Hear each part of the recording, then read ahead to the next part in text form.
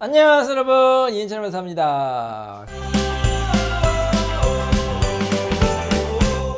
자, 오늘도 저희가 이제 성공적으로 잘 끝난 사건에 대해서 말씀드리도록 하겠습니다. 자, 근데 오늘 사건은 어느 부부에서나 이제 발생할 수 있는 사건이에요. 그래서 여러분 한번 관심 있게 지켜보시고요.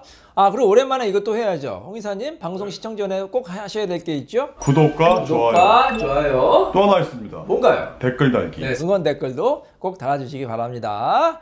자, 이인찬 변호사의 성공 사건 시작합니다. 자, 오늘 어떤 사건이에요? 네, 오늘 사건 소개해드리겠습니다. 네. 서울 사건이고요. 네.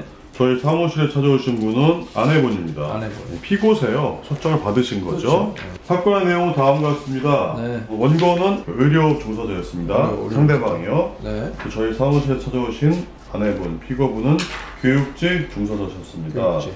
두 분은 결혼하시고 네. 양가의 도움도 많이 받았었고요. 네. 피고 쪽은 병원을 개원을 하였습니다. 네. 근데 두 사람은 혼인기간 내내 성격차로 인한 말다툼, 분쟁이 자주 있었고요. 네. 상대방은 우리 피고가 네. 원고 측의 어머니, 시어머니와 사이가 잘 왔다 뭐 이렇게 주장을 하고 있었습니다. 결국 원고는 집을 나갔고 네. 원고가 먼저, 상대방이 먼저 우리에게 소송을 제기하였습니다.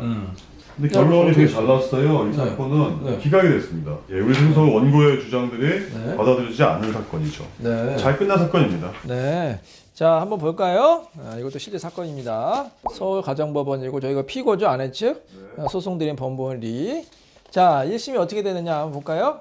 원고의 청구를 모두 기각한다. 소송 비용은 원고가 부담한다. 그럼 누가 이긴 거예요? 이게 전부 승소 사건입니다. 피고가 전부 이겼죠? 박수! 그리고 또 여기서 끝난 게 아니죠. 항소를 했다고 그랬죠? 자, 항소도 역시 가정법원이 이상합니다, 변호사님. 항소면 고등법원으로 가야 되는데 왜 같은 가정법원이 항소심을 맡게 되었을까요?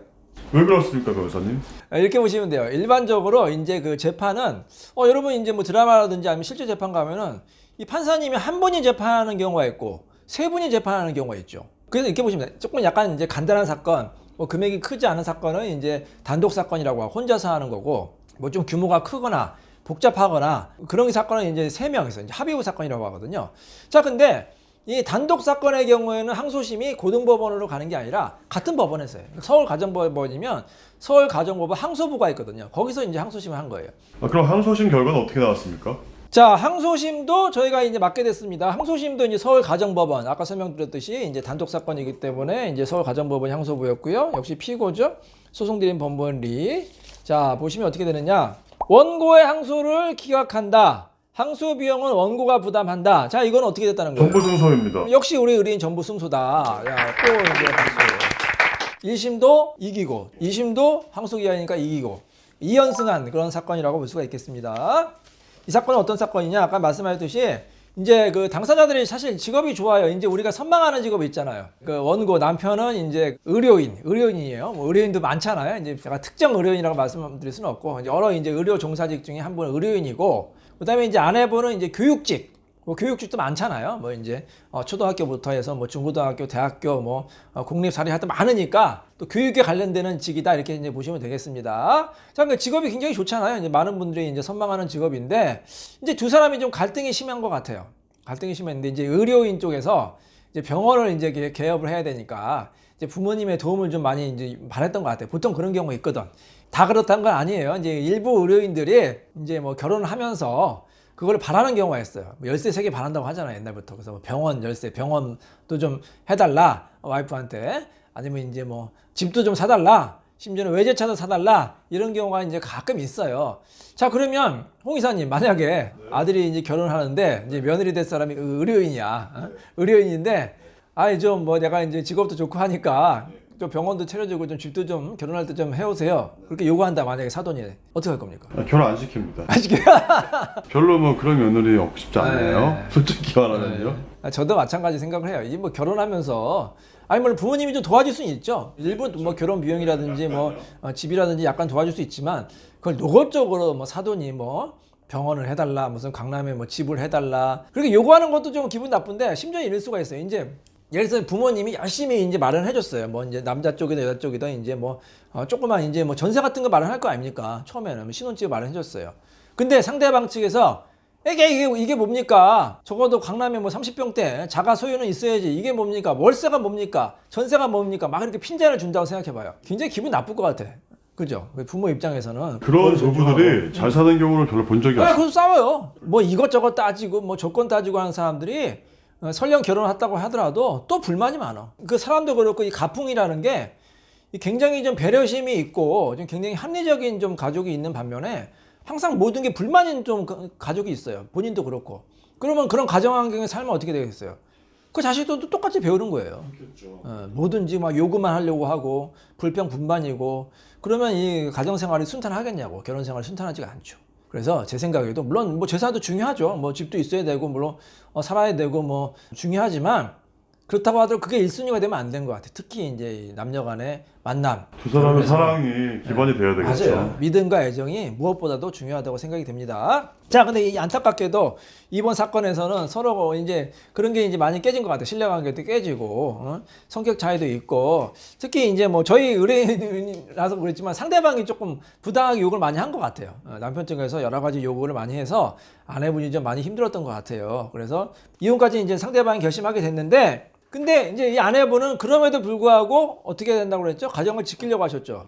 자녀도 있고 하니까 가정을 지키겠다. 예, 이런 경우가 이제 종종 있어요. 이제 부부간엔 너무 힘들지만 뭐 자녀 문제도 있고 또 뭐 사회적인 뭐 체면이라든지 본인의 그런 신념 때문에 이혼을 하고 싶지만 이혼을 원치 않는 경우가 있어요. 굉장히 좀 안타깝긴 하죠.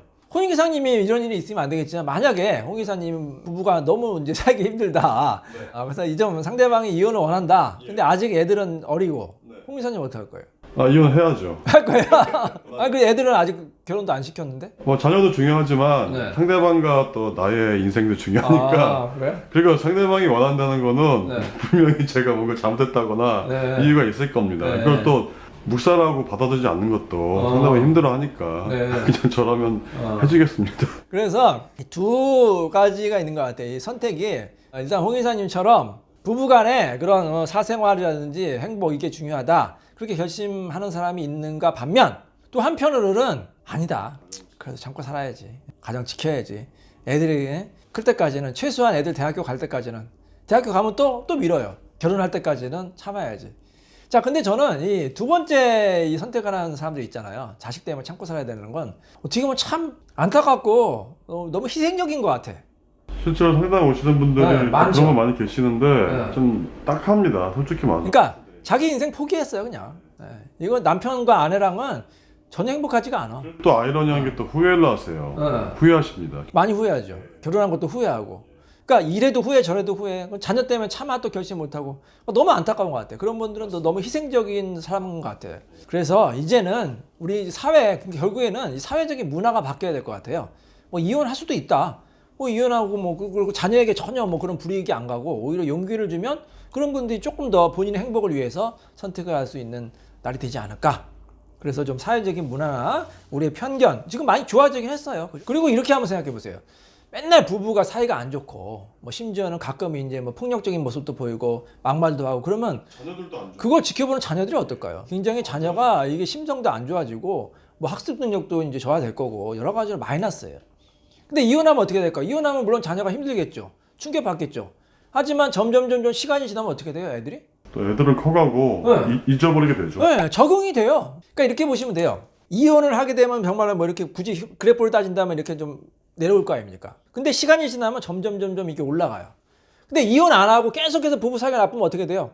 계속해서 이렇게 내려가는 것만 남았어요. 그러니까 인생을 한번 길게 보세요. 길게 보고 어느 선택이 과연 여러분과 여러분 가정 그리고 자녀들을 위해서 진정으로 옳은 선택인지. 그렇다고 제가 무조건 이혼하는 말씀은 절대 아니고 한번 두 개를 비교해 보란 말이에요. 이혼하고 사는 삶, 나의 행복도 중요합니다. 자녀 행복도 중요하지만 나의 행복을 먼저 우선시하고 그 다음에 두 번째가 뭐다?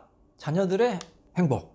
그러니까 제 책도 오랜만에 좀 소개해 줘야 되는데 제 책 오랜만에 한번 소개해 드릴게요. 제가 아시죠 여러분? 제 책 나온 거. 책 제목이 뭐예요? 당신은 네. 행복해지려고 네. 이혼을 열심히 했다. 네, 이게 맞아요. 그러니까 행복만 따져요. 여러분 행복만 따져요.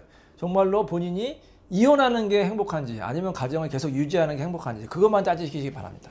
그래서 정말로 행복한 선택이 있다면 이제 용기를 내서 여러분 한번 전문가의 도움을 받아가지고 한번 결심을 하시기 바랍니다. 자, 그래서 이렇게 좋은 결과도 나왔습니다. 이분은 반대로 또 이혼하지 않는 게 이제 행복하겠다. 그래서 이제 가정을 지키려는 선택을 한 겁니다. 저희가 그럼 또 의뢰인의 그런 선택을 존중해줘서 가정을 지키려는 그런 판결을 받게 도와드립니다. 자, 여러분 아시겠죠? 여러분의 행복을 찾아서 여러분 여정을 한번 씩씩하게 떠나시길 바라고요. 저희가 항상 여러분의 선택을 응원하겠습니다. 자, 이인철 변호사의 성공 사건 여기서 마치도록 하겠습니다. 감사합니다.